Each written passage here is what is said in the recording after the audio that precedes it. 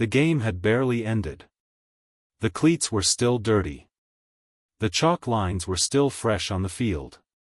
The crowd was still filing out of the stadium, still replaying what they had just watched, still carrying the noise of 9 innings in their chests. And inside the Dodgers clubhouse, the door closed. Not slowly. Not with the quiet click of a routine night. It closed with the kind of finality that people in that room would remember later, not because of the sound it made, but because of what happened on the other side of it. Dave Roberts called an emergency meeting. Immediately after Game 2 against the Brewers, with the dust still unsettled and the lineup cards still warm, the manager gathered his people. And what he said in that room did not stay in that room for long. Because what Roberts announced, officially, without hesitation, without the careful language of a front office managing a story, was a trade list that nobody in that clubhouse had fully seen coming. 2 acquisitions.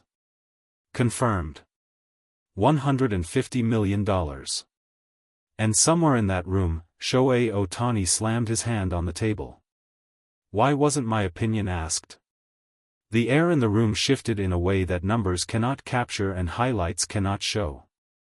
Because that moment, that hand on that table, those words from that man, was not just a reaction to a trade. It was a window into something much larger. Something that had been building quietly beneath the surface of a team that the rest of baseball looks at and sees only dominance. The Dodgers are not just a machine. They are a machine with people inside it. And this week, one of those people made sure the world knew it. There is a rhythm to how baseball nights end. The final out is recorded. The handshakes happen. The managers do their press obligations. The players find their routines, ice bags, interviews, the slow unwinding of a body that has spent 3 hours in a state of controlled tension.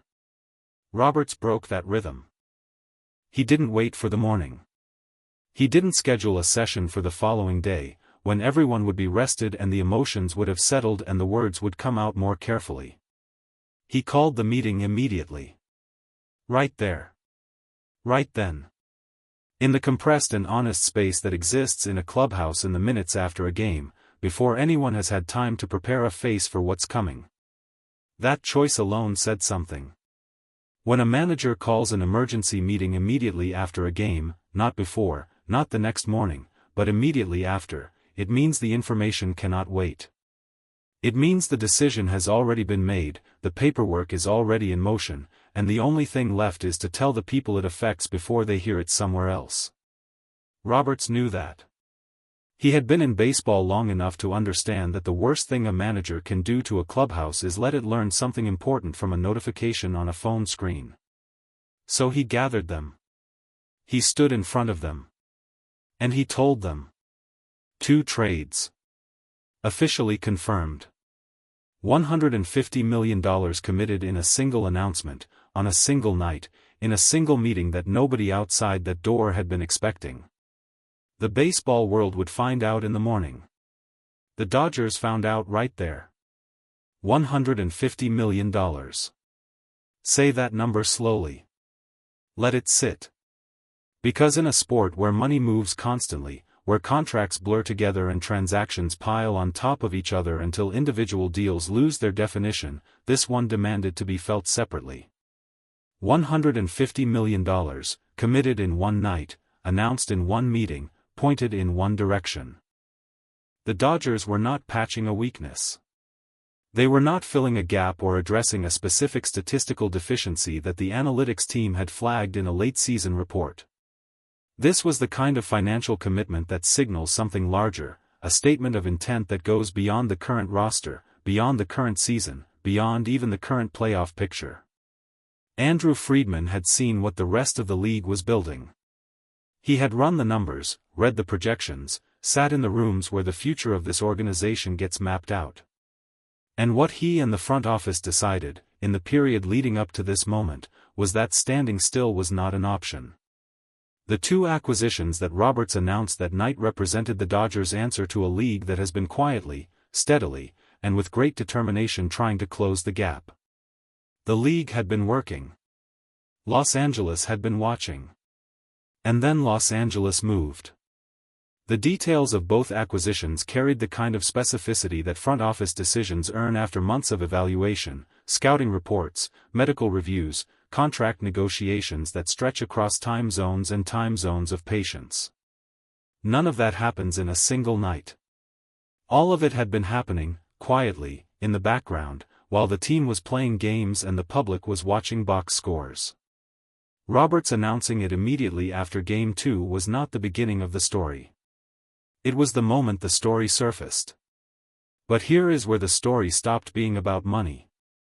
Here is where it stopped being about acquisitions and dollar figures and the front office's vision for the next 3 years. Here is where it became something more personal, more immediate, and more honest than a transaction ever is on its own. Shohei Ohtani slammed his hand on the table. There are players who receive news in a clubhouse meeting and absorb it quietly. Who nod, process privately, and save whatever they feel for a more controlled moment. Who understand that a locker room has its own ecosystem of professionalism, and that visible emotion, especially visible frustration, is a resource to be spent carefully. Ohtani is not that kind of player in the way people assume. He is precise. He is disciplined. He is the kind of person who has spent his entire career operating with a level of preparation and focus that makes everything he does look effortless from the outside. But he is also, beneath all of that, deeply invested. In the team. In the direction. In the outcomes that his name gets attached to. And so when Roberts finished speaking, and the shape of what had been decided became clear, Ohtani did not stay quiet. His hand came down on the table. Why wasn't my opinion asked? Not shouted. Not performed. Not the kind of outburst that fills highlight reels and becomes a GIF that circulates for a week. It was direct. It was specific. And it was the question of a man who understood exactly what his position in this organization was supposed to mean, and felt that the answer to that question had not been honored in this moment. The room held that question for a moment that must have felt much longer than it actually was. To understand why those words landed the way they did, you have to understand what Shohei Ohtani is to the Los Angeles Dodgers, not in the marketing sense, not in the jersey sales and the international audience sense, but in the actual, functional sense of what he means to how this team operates every single day. He is not just the best player on the roster. He is the player around whom the roster was conceptually rebuilt. The contract he signed, the one that restructured how deferred money works in this sport, the one that reset expectations for what a franchise commitment looks like, was not just a financial arrangement. It was a declaration of philosophy. We are building around this person. That is what that contract said. That is what the Dodgers communicated to the baseball world when they signed him. And that kind of declaration carries with it an implied understanding, not written in any document, not enforceable by any clause, but understood by everyone in the room on both sides of the agreement. His voice matters here. So when Ohtani sat in that emergency meeting and heard about 2 major acquisitions, $150 million committed, without having been consulted, without having been brought into the conversation at any point before that room, without even having been given the courtesy of knowing before everyone else did, the question he asked was not emotional. It was structural. Why wasn't my opinion asked? He wasn't asking because he wanted to block the trades. He wasn't asking because he disagreed with the players being acquired or the direction being signaled.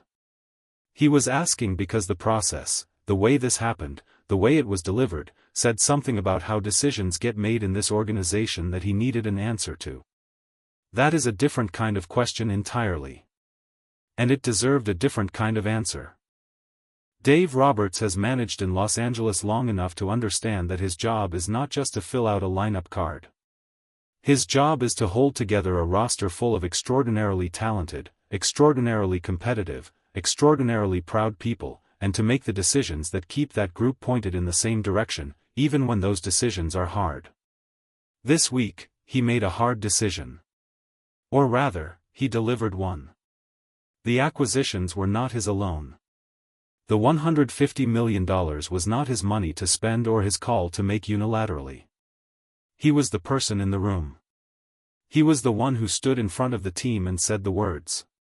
But the decision had been made above him, around him, in the structure of an organization that operates at a level of complexity that even the people inside it sometimes struggle to navigate cleanly. And now he was standing in a room with Shohei Ohtani's hand on the table and a question hanging in the air that had no easy answer. The few seconds that followed that moment were the kind that define a manager's relationship with his players, not the press conference responses, not the strategic decisions, but the quiet human moments when something real is being said and the only thing that matters is whether the person in charge can meet it honestly. Roberts met it. He didn't deflect. He didn't reach for the language of organizational process or front office protocol. He acknowledged the frustration. He addressed the question directly. And in doing so, he did the thing that managers who last in difficult situations know how to do. He held the room together without pretending the tension wasn't real. What he said in those moments stayed in that room, where it belonged. When the news broke publicly, as it always does, faster now than it ever has before, the reaction from around baseball was the predictable mixture of respect and unease that Dodgers transactions tend to produce. Respect, because the scope of the commitment was undeniable. $150 million, 2 acquisitions, announced in the compressed and honest aftermath of a regular season game against the Brewers. That is not a franchise managing expectations. That is a franchise pressing its advantage. Unease, because the rest of the league had already been watching Los Angeles carefully. Had already been accounting for the Dodgers in every projection, every playoff bracket, every off-season planning session. And now there was more to account for. 2 more pieces. 150 million more reasons. The calls that were made in other front offices the morning after this news broke were not panicked. Front office people don't panic, or at least, they don't show it. But they were serious. They were the kind of calls where people who spend their days thinking about competitive balance and roster construction sit with the reality of what the Dodgers are building and ask each other, with genuine curiosity and genuine concern, where the ceiling is. Nobody has a clean answer to that question yet. By the time the sun came up over Los Angeles the next day, the story had already traveled everywhere it was going to travel. The $150 million. The 2 acquisitions. The emergency meeting. The details that had leaked out, as they always do, through the spaces between official statements and player silence. And Ohtani's question. They find their way out. Not because anyone is trying to create a story, but because the truth of what happened is too real and too human to stay contained. The Dodgers had made 2 massive acquisitions. $150 million. The league was reacting. The story was moving. And somewhere in the middle of all of it, a man who had dedicated everything he had to this sport and this team had asked a question that he deserved an answer to. Whether he got the right one, whether this organization can hold together the machinery of winning and the humanity of the people powering it, is a question that won't be answered in a press conference.